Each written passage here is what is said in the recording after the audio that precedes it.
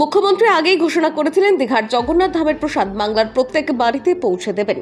সেই কথা মতো শুক্রবার বালুরঘাট ব্লক থেকে শুরু হলো জগন্নাথ ধামের প্রসাদ বিতরণের প্রক্রিয়া। রেশন ডিলারদের মাধ্যমে প্রসাদ বিতরণ করা হচ্ছে। দক্ষিণ দিনাজপুর জেলা জুড়ে প্রসাদ বিতরণ অনুষ্ঠিত হচ্ছে। এদিন বালুরঘাট ব্লকের নাজিরপুর ও গোপালবাটি এলাকায় প্রসাদ বিতরণ অনুষ্ঠিত হয়।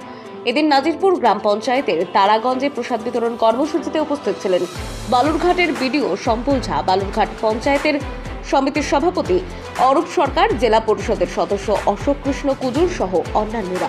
এ বিষয়ে বালুরঘাট ব্লকের বিডিও সম্বল ঝা বলেন, আজকে মাননীয় রাজ্য সরকারের অনুমতিক্রমে আমরা বালুরঘাট ব্লকেও সবকটা অঞ্চলেই শুরু করেছি জগন্নাথ দেবের প্রসাদ বিতরণ। তার মধ্যে 20 তারিখ থেকে শুরু হলো। আমরা চেষ্টা করছি যে 26 তারিখের মধ্যে এটা বিলি বন্টন সম্পন্ন করা। যদি সেটা সম্ভব না হয় তাহলে উল্টো রথের আগে অর্থাৎ 4 জুলাইয়ের আগে আমরা এই বিলিটা সম্পন্ন করব।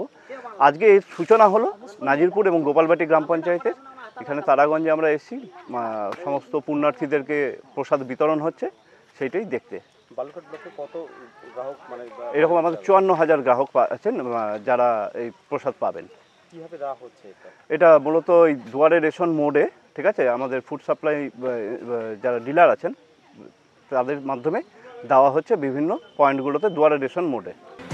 এ বিষয়ে পঞ্চায়েত সমিতির সভাপতি অরূপ সরকার বলেন, প্রথমে রাজ্যের মুখ্যমন্ত্রী মমতা বন্দ্যোপাধ্যায়কে অনেক ধন্যবাদ জানাই, কারণ আমরা প্রান্তিক এলাকার মানুষ সবাই তো জগন্নাথ ধামে যে এই প্রসাদ প্রাপ্তি ঘটানো সম্ভব হয় না।